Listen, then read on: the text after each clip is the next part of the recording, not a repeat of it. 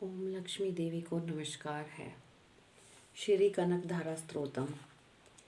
जैसे भ्रमरी अधखिले कुसुमों से अलंकृत तमाल तरु का आश्रय लेती है, उसी प्रकार जो श्री हरि के रोमांच से सुशोभित श्री अंगों पर निरंतर पड़ती रहती है तथा जिसमें संपूर्ण ऐश्वर्य का निवास है, वह संपूर्ण मंगलों की अधिष्ठात्री देवी भगवती महालक्ष्मी को कटाक्ष लीला मेरे लिए मंगलदायिनी हो। जैसे भ्रमरी महान कमल दल पर आती जाती या मंडराती रहती है, उसी प्रकार जो मूढ़ शत्रु श्री हरि के मुखारविंद को की ओर बार बार प्रेम पूर्वक जाति और लज्जा के कारण लोट आती है, वह समुद्र कन्या लक्ष्मी की मनोहर मुग्ध दृष्टिमाला मुझे धन संपत्ति प्रदान करे।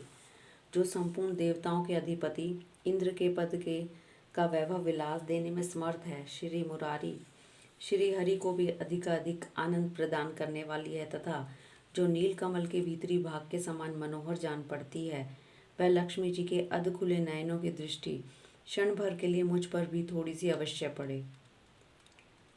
शेषशाही भगवान विष्णु की धर्म पत्नी श्री लक्ष्मी जी का वह नेत्र हमें ऐश्वर्य प्रदान करने वाला हो, जिसकी पुतली तथा बरौनिया अनंग के वशीभूत हो, अधखुले किंतु साथ ही निर्मेश नयनों से देखने वाले आनंद कंद श्री मुकुंद को अपने निकट पाकर कुछ तिरछी हो जाती हैं।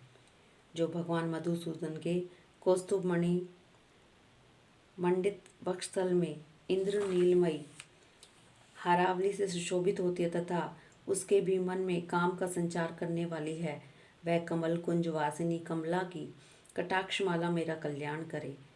जैसे मेघों की घटा में बिजली चमकती है, उसी प्रकार जो कैटभ शत्रु श्री विष्णु के काली मेघमाला के समान श्याम सुंदर वक्ष स्थल पर प्रकाशित होती है, जिन्होंने अपने आविर्भाव से भृगु वंश को आनंद किया है।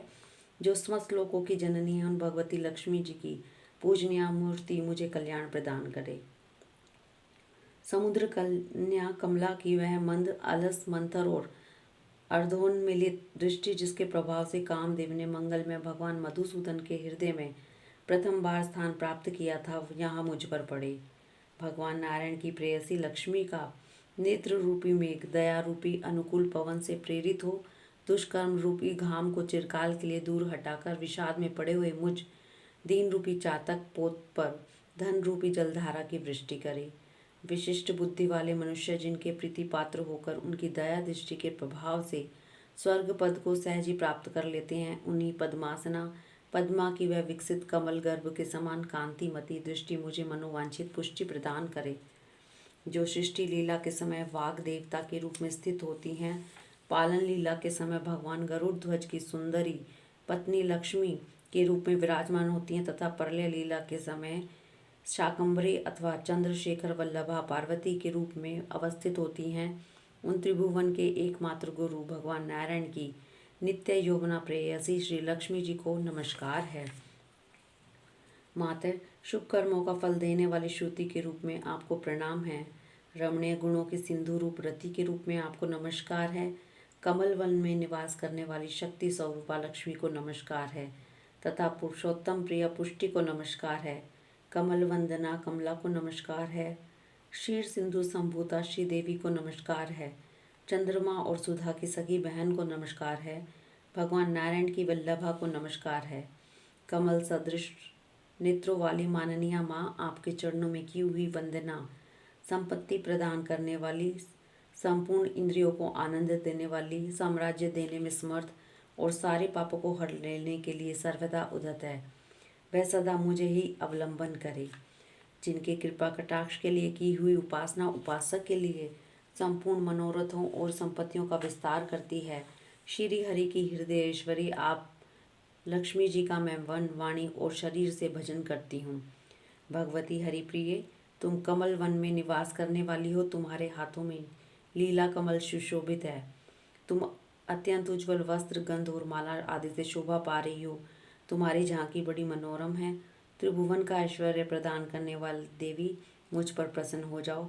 दिग्गजों द्वारा सुवर्ण कलश के मुख से गिराए गए आकाश गंगा के निर्मल एवं मनोहर जल से जिनके श्री अंगों का अभिषेक संपादित होता है, संपूर्ण लोकों के अधीश्वर भगवान विष्णु की गृहिणी और क्षीर सागर की पुत्री, उन जगत जननी लक्ष्मी को मैं प्रातःकाल प्रणाम करती हूँ। कमल नयन केशव की कमनीय कामिनी कमले, मैं अंकिंचन मनुष्यों में अग्रगण्य हूँ, अतएव तुम्हारी कृपा का स्वाभाविक पात्र हूँ। तुम उमड़ती हुई करुणा की बाढ़ की तरल तरंगों के समान कटाक्षों द्वारा मेरी ओर देखो।